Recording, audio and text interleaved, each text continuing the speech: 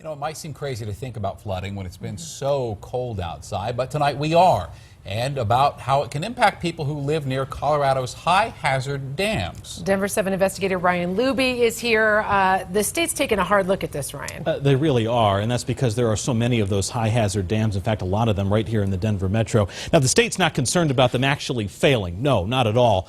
But they realize that even when they hold up just fine, they still have to let out a lot of water at times. And as it is right now, no one knows exactly where that water would go and how much damage it could do. This is a large-sized dam. It's about 190 feet tall. Yep, this is a big one. The Reuter Hess Dam in Parker. It's one of Colorado's roughly 400 high-hazard dams, not because it's likely to fail at all, but because on the remote off chance it ever did, it could ruin so many homes and lives right nearby. In Colorado, it's just one loss of life puts it into that high-hazard category. Bill McCormick leads the team of dam safety experts here in Colorado. Their top priority to ensure that all of those high-hazard dams are inspected and maintained, and that emergency plans are in place if the dams fail.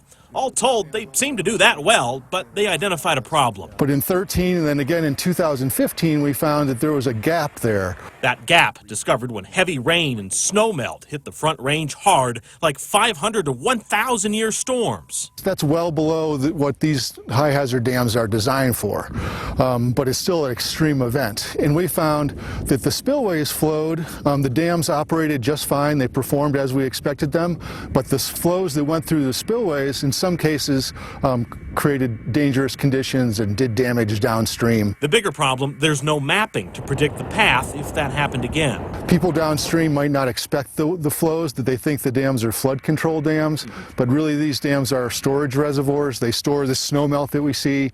They're going to store this for use next year, and so the owners of those like to keep those full. So that's what the state wants to address quickly. That's why Bill and his team are commissioning a 6-month study using a patchwork quilt of funding, less than $100,000, to rank and prioritize which dams and reservoirs could cause those problems the most. The study is going to lay out a roadmap of where to go next. Exactly. In the end, they'll know exactly where high water would go and what kind of damage, if any, it could do.